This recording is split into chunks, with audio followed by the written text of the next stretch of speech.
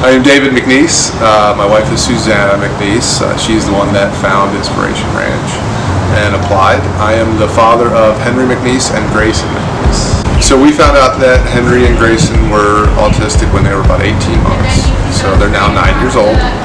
And it's been a long journey. It's been fun. We've tried many things. A lot of what we did is holistic and natural, but activities have always been difficult.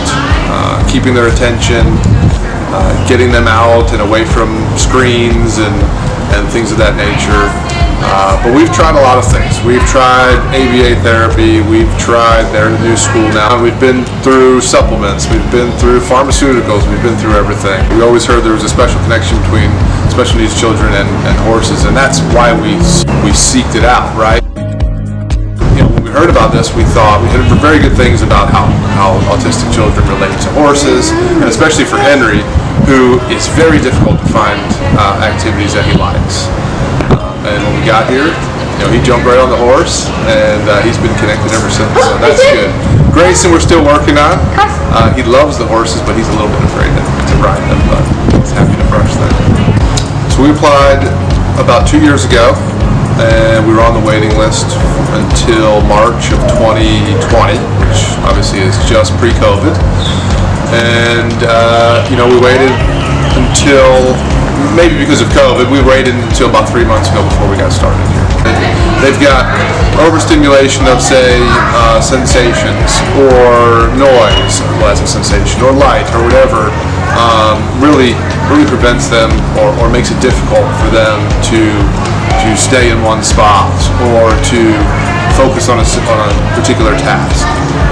Because unlike perhaps me or you, we have a thought process that allows us to say, okay, I hear that noise, but it's not part of what's going on now. It's just in the periphery. Whereas maybe the trees rustling in the over there, 50 yards from us, we don't hear, but I think Henry does. So when Henry's on the horse and when Grayson's brushing the horse, you can tell that they're very focused on the activity, which is very hard for them. So if you look out there now and you see Henry, he's in the moment, he's really enjoying it. You can tell he's happy, but he's also learning. Because Henry doesn't talk, it's hard to get that sort of information out of him. But if you watch him closely, you'll see that it's a lot different here than he is when he's at home doing something else. So I think working through challenges here helps them realize that they can overcome other challenges, right? So Henry never he never got on a horse before the first day we were here, and that could have been intimidating to him, but with all the help that is here, with all the kind volunteers, they really made him feel comfortable, and he jumped on. And I think that's kind of has a knock-on effect where he says, if I can do that, I can do other things. And yeah, Grayson's been slower to pick it up, but he's gone from not even wanting to be near a horse to walking the horse and brushing the horse and touching the horse's head, which can be intimidating, which now gives him confidence to do other things. Also, between the Saturday we're here and the next Saturday, all he does is talk about the horse. So it gives him more language, gives him more things to talk about. He obviously is interested in coming back. So we want them to be able to do things independently. Like, hopefully we keep doing this. Henry comes here and he gets to ride on his own, right? That would be the ultimate goal. So he feels some sense of freedom.